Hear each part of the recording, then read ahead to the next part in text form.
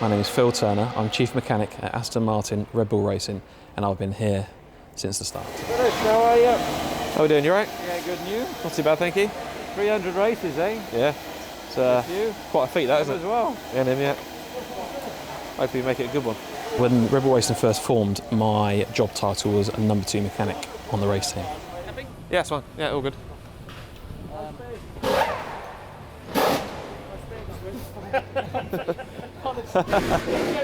From a number 2 on the race team, I went to a number 1 on the support team, and from there I was a chief mechanic on the support team, and then ultimately now I'm a chief mechanic on the race team. A1 condition.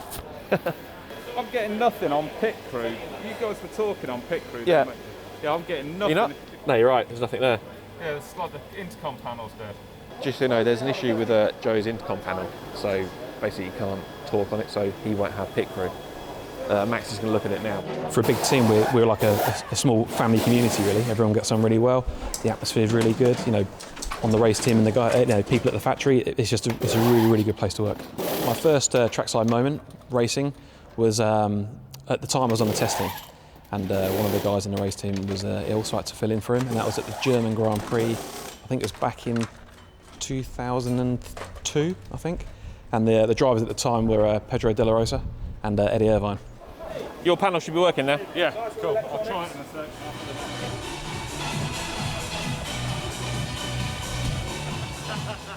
I think the biggest difference from when I first started in F1 is how complex the cars are now. I mean, you look back and at the time you think, wow, these things were really, really difficult to work on. But compared to what they are now, they're just, it's night and day, to be honest. These modern day cars they're more like space shuttles or aircraft than racing cars. You can get these guys a hand to take the rake off. Get the rake off, get the oil, catch tank on. Screw Days here, wanted to speak to you. Okay. Wanted to meet you. Hello. You okay? Okay, I am garage secretary here. Welcome to Turkey. Thank you. I'm Phil. Okay. If you have any questions. Okay.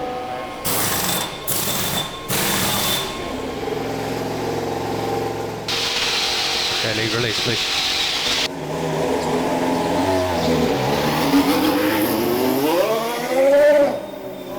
See the dust on the tyres in there? It's picked it up from there. Yeah.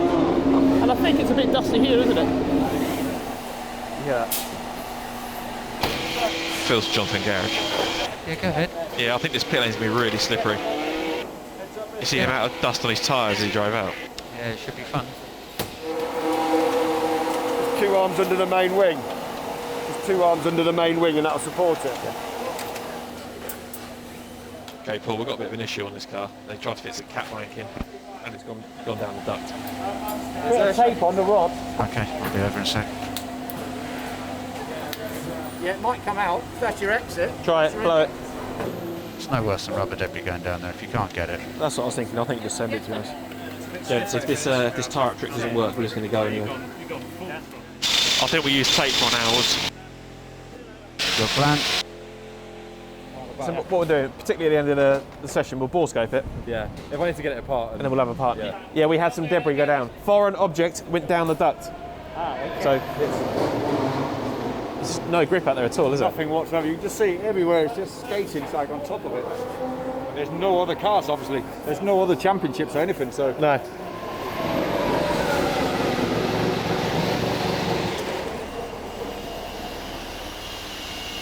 I think that packer might have ejected itself. It's probably the strongest method we've got of getting it out, isn't it? Yeah, it's not there anymore, so it's gone. looks like there's been something in there. Hey? Looks like there's been something in there. Yeah. It's ingested something down there. It's like paint on the surface. Look at it.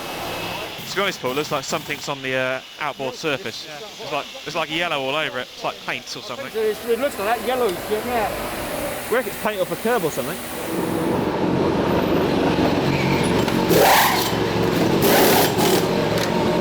Two very clean stops there, guys. Thank you.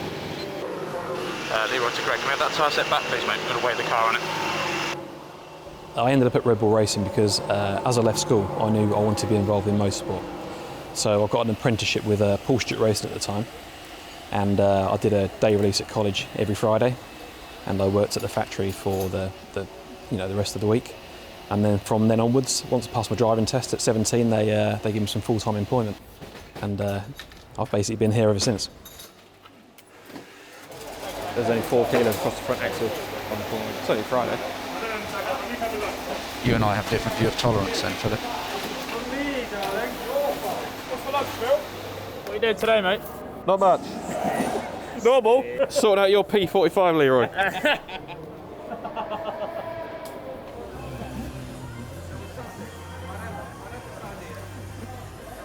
I'm Ole Shack. I'm the front end mechanic on Max Verstappen's car. I've been here since 2005. The only old that have done 300 races. Why you got all your hair and I got nothing? Hey? Why you got all your hair and I got nothing? Well, how old was he then those days? I don't think he was born. 8. Oh, wow. For me, to have done every single race for you is a bit of a privilege, to be honest, because not having, you know, any time off to, if you've been ill or whatever, you stayed fit and healthy. So yeah, it's been fantastic, and Christian's still got his hair, I haven't, so I don't know what's happened. Leroy's so happy he's taking that on, that little joker. Yeah, and he's loving it now. Well, you can sort of see the joy in his face, can't you? Leaning in over there, it looks really good. Phyllis, you never see that many front enders, do you? They all take it easy, don't they? Yeah. All right, front enders. I think it's the DNA of the team. You know, I've seen it grow, and I've seen highs and lows, but we get new people coming in and all that, and everybody have the same goal. We want to win, and I think we're given the right tools for it as well. Cold as ice. Yeah. So we're young, still a young team. You know, the atmosphere is still young. Never mind, we're not a young team. We've been here for a lot of years, but we still feel like a young team. We're the ones setting the standards on a lot of stuff, and that's what I think motivates people. Radio check, Lee. Car through. Yeah, loud and clear, mate. What time are you thinking of heading out? You say around 5 minutes in. Yeah, Leroy, good for P2. 2005, I was doing the front end of a race car. It was actually DC that was in. So yeah, it was a bit of a, an eye-opener for all of us. We suddenly had the big DC coming from a top team like McLaren to us and start helping building us up. So yeah, I strapped him in for his first race and his last race. You might just give the brakes a couple of stabs. Just because I've had a caliber down. Yeah. He's good. You might just strike my stand out. GP car is green, mate. Please, Lee.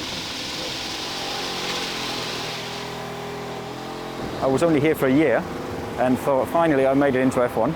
Then the news came out that Jaguar Ford was finishing in Formula 1, which was a bit of a, oh no, I finally made it to what I always wanted to be. Luckily enough, in December, we got the best Christmas gift sort of. That it was announced that Red Bull was buying the team. I was with Christian Klein before, so we had the Red Bull sponsorship on the car, and it was so nice to see it all being painted up in the really colour of what his sponsor was, that suddenly was our proper team. GP, we've just got to make a slight adjustment to this rear wing. Shouldn't be too long, just take one of these. No worries, Lee. It's obviously the sport has changed a huge amount from what we are, allowed to do, how many engines we are running, how many gearboxes and all this. The team is pretty much the same because we were the first one with a proper energy station. We were the first one playing loud music in the garage, which we still do today, so many years later. And I think that's part of our DNA. Is that a nose change, I reckon? Okay, Lee, we are boxing this lap for front wing 203. Oscar. Hey boys, just do our normal jobs. Pit stop imminent.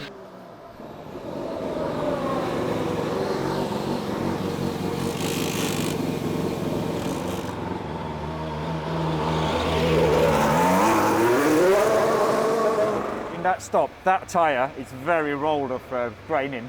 Nothing on that one. So the front wind's graining. Massively. Compared to, just when it stopped out here. We're more people than we are when I started, for sure, because the team's got bigger. Which is natural progression, I think. To win races, you need more people. But for sure, it's still the same ethos. We are desperate to win. I'm ready to grab your visor.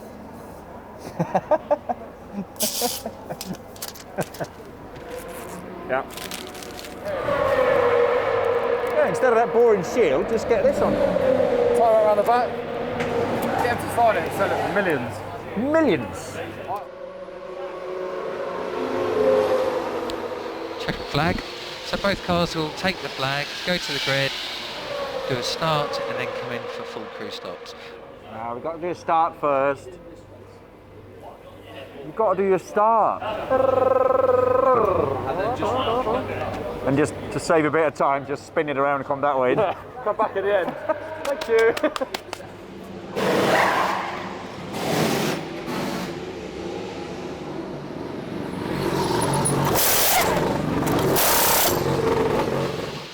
Excellent, guys. Both stops around the 1.8 second mark.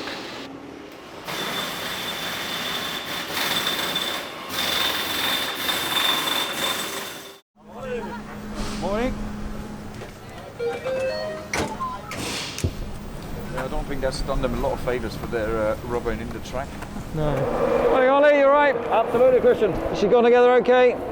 Yep, very steady and easy. We've just got to find some grip out there. There's only one member left in the garage that was there at the first race, Ollie Shack, working on the front end of Max's car. But yeah, the vibe, the passion, you know, the music, that's all. That's still very much as it was in the first year of Red Bull coming into the sport. Feedback from the safety car is even with brand new tyres on it, you couldn't get any tyre temperature. 45 minutes is going to intensify quite a bit in terms of rain. It does look like it's raining heavier behind us. Well, when we first came into Formula One, I think people didn't take us particularly seriously. They thought, oh, Red Bull, they're the party guys, and you know, they throw a good party, but they're not serious about going racing. And I think we've demonstrated over the last, 16 seasons that we're very serious about our racing. That's proper rain now, monsoon rain behind us. With this amount of water, should we at least have a look later on a set of extremes just to see what it's like, or before going to qualifying? I just saw how easy it was with both McLarens locking up on the concrete surface here on the way into their pit box. To be clear, this is extreme conditions. Yes. Well, it should make it exciting. Yeah. Maybe a bit too exciting. I just hope that like no red flags all the time. I think you've just got to be on the track and going around, haven't you? Yeah. I don't think it's going to change that much between now and the end of the session, so. And it's definitely not going to drive for the next one. But the thing is also you want to keep your tyres for qualifying, so. Yeah. Okay. Looked like you could get some temperature. Yeah, it's good. You were competitive every lap. Look, from the spectator point of view, I think it's great. I mean, they're going to just slip in and slide in, and it's not fun that you're doing. No, horrible. All okay. One's popping 10 years ago today, mate, at Abu Dhabi. First one. Yeah, it is, isn't it? 10 years today. I just remember Brazil when we got the Constructors' Championship, because there were no real sort of guests there or anything, were there? No, exactly. Probably Monday morning was a bit of an eye-opener. Or not. Yeah. Proper rain.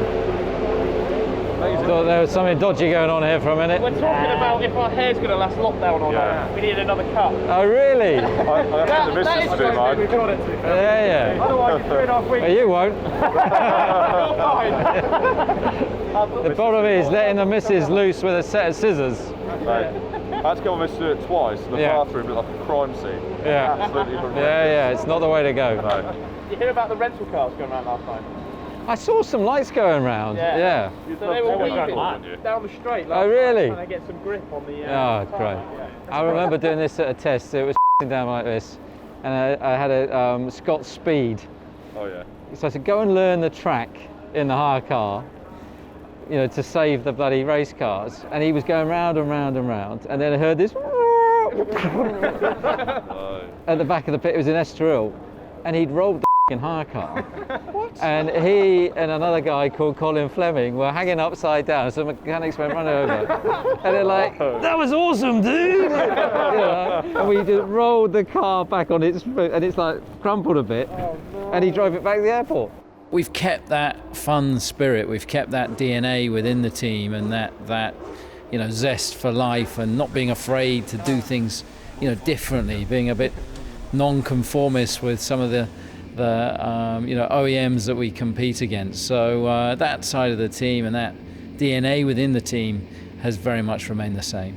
I'm incredibly proud that we've retained approximately 150 people that were here the day I started, right at the beginning in 2005. It's great that we've got that continuity. It's great that we've still got that legacy of people that have stuck by the team and have passed their knowledge on to the younger guys and girls that are in the team today.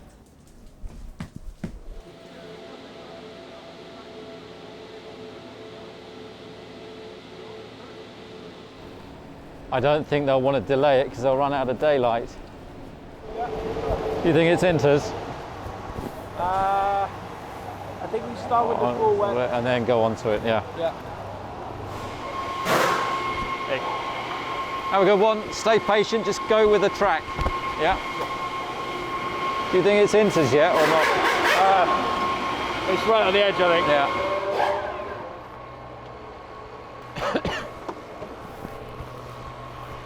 Basically, expectation is for Q1 to be stable conditions like this, for rain to ramp up significantly as it did in P3 for Q2, and then stop for Q3.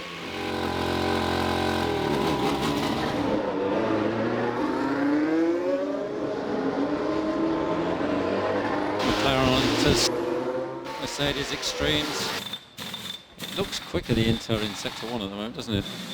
Yeah, so Max was slightly quicker than Hamilton in Sector 1. Rocky on main, the rain is intensifying, so the 20-minute past shower is just coming in early. So we recommend extremes, for sure.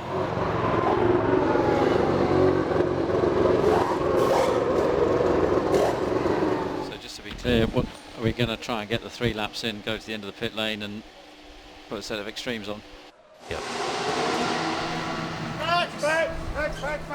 Are we going down the front of the queue again for this one?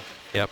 If the intermediates are up in the first 2 sectors, do you want to abort this lap and get straight onto an Inter? You have time, so you can do 1 timed on this and then still get 4 timed on an Inter. Still get 4. Yeah, we're boxing. Box. Yep. Max really dominated Q1, Q2, the beginning of Q3. It was right on the crossover for the Inters. We pitted. You know, we seemed to struggle more on the Inter than we did on the Extreme. A snap at turn 7 cost him about 0.6 of a second. So to lose pole by 0.2 of a second is disappointing, but nonetheless still a decent position for tomorrow's race. It's just weird how these tyres come. I mean, it was the right tyre to be on. Oh, mate. Yeah, a good start tomorrow. Get on with it. Well, we had to go on into them. Yeah, absolutely. Yeah. So, yeah. Unfortunately, he dropped a bit of time at turn 7, half a second there, and without that, it would have been shiny. Never mind. Well done, mate. Right. Well done, Otmar. Well done. Yeah, we struggled to turn the Inter on compared to the Extreme, and you can see these tyres are pretty tricky. I mean, Max had looked supreme in Q1 and Q2, and then that final lap he had a snap and he lost about 0.6 of a second at turn 7. So to miss out on the pole, obviously really disappointing for him, you know, after having been so dominant. An interesting result today, so let's see what happens in the race tomorrow. Thanks. Good morning, mate. How are you? Morning, mate. Are you alright? Yeah, good, mate. How are you? Good. Well, I've got to wait for Ollie to take the cover off. Good morning, little bone. Here she is. Make sure she's all right. Hopefully she's had a good night's sleep. Same as all of us. Well, Ollie Shack and I are the 2 members of the team that have done every single race. And Ollie's a great team member. I remember when I first walked into the team, he was the first friendly face that I recognised from, you know, the previous Formula that we'd raced in. Good morning. There she is. He's such a great energy in the garage. He's such a great mechanic. And, you know, so many standout moments for Ollie. But I think probably the biggest and the one that stands out to me was, you know, when he lost his dad and he had to leave the track to go and be with his family, but he just wanted to come back. He wanted to be there on race day, and to leave, you know, what was an incredibly difficult time for him, to come back, to come and be with the race team, because he didn't want to let them down, and he knew that's what his dad would have wanted. And, you know, it was incredible. Well, out of that 180 podiums and 63 wins that we've had so far, of course, they all mean so much. Those trophies, you know, sit in our entrance hall now, and everybody's incredibly proud of them. And to pick one out is incredibly difficult. Obviously, the first trophy, you know, was a very proud moment. The first victory, the first World Championship. But the most important one is always the next one. Okay, well, ladies and gentlemen, good morning from this very early start ahead of the Turkish Grand Prix, and we're bringing you this live experience live here from the paddock in Turkey. So as part of the 300 faces for 300 races, and you've been invited to this sneak peek driver appearance with both Max and Alex ahead of lights out. We'll soon join up the boys here and get some questions in.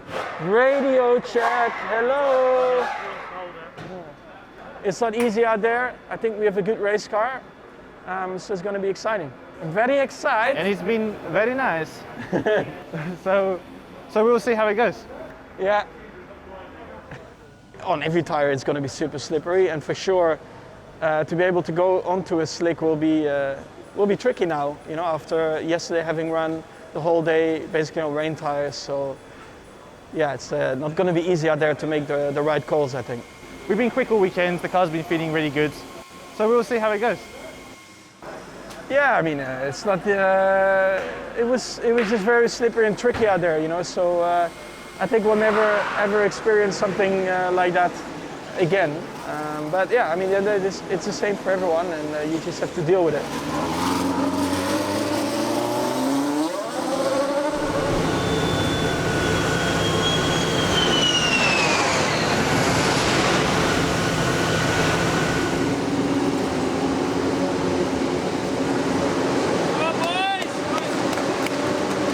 To be honest, it was obviously so changing. You didn't really know who was quick at what time and could you overtake in traffic. So no, it's quite exciting. Exciting to watch. Come on, Max. Come on, Alex. Come on. Come on, Alex. Come on. Rolling. Go on, Alex. Yeah. Come on. He's good to go. Watch him. Yes, boys. I think it was more challenging for the drivers than it was for us, but we did have a couple of pit stops to do obviously today, so that's why we thrive, I think. That's why we can try and make a difference on a race day. A wet race, you're always mostly alert at what you can never get, because it can be a safety car at any point, you can be, you know, so you're just, especially in a race where it's so slippery like this, everybody could spin at every lap, so we were ready. It was quite a big day, to be honest, because 300 races, there was a lot of weekends to string together in one row. Yeah, it was nice, for sure. I know it's just a number, but it's a high number. We got a bit of grass over here, boys. Going up.